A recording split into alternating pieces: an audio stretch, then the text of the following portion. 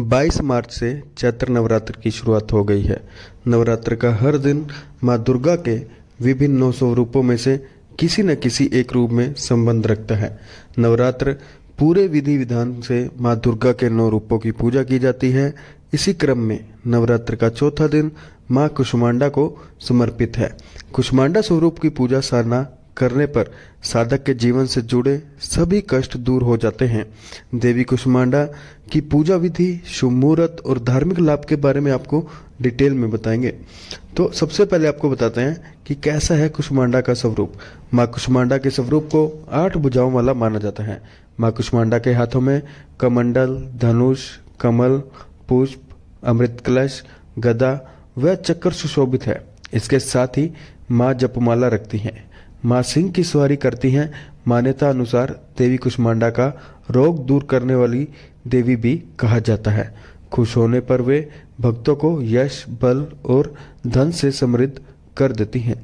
जो चौथे दिन की पूजा होती है वो माँ कुष्मांडा की होती है और इस दिन जो 24 मार्च को जो इसकी है वो शुरू हो रही है। तो हिंदू पंचांग के अनुसार चैत्र शुक्ल पक्ष की चतुर्थी तिथि 24 मार्च को दोपहर 3:29 पर शुरू हुई है और समापन इसका 25 मार्च दोपहर 2:53 पर होगा। शुभ योग क्या है इसका वो भी आपको बताते हैं। चैत्र नवरात्र के चौथे दिन अति शुभ योग अर्थात रवि योग का निर्माण हो रहा है। इसी दिन रवि योग सुबह 6:15 से सुबह 11:49 तक रहेगा। धार्मिक मान्यताओं के अनुसार इस अवधि में माँ कुष्मांडा की उपासना करने से विशेष फल मिलता है।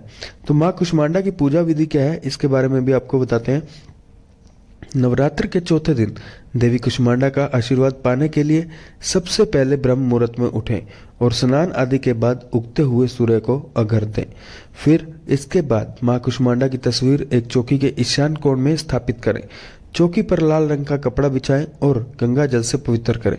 मां के सामने शुद्ध देसी घी का दीपक जलाएं और विधिवत पूजा करें। भगवती कुष्मांडा की पूजा में अपनी श्रद्धा और क्षमता के अनुसार फल, फूल, धूप, भोग आदि अर्पित करें। माँ को भोग में आमतौर पर हलवा और दही लगाया जाता है। माँ माता के मंत्रों का जाप करें।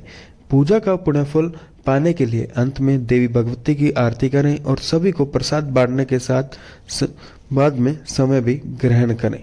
पूजा का जो धार्मिक महत्व है वो क्या है वो भी आपको बताते हैं।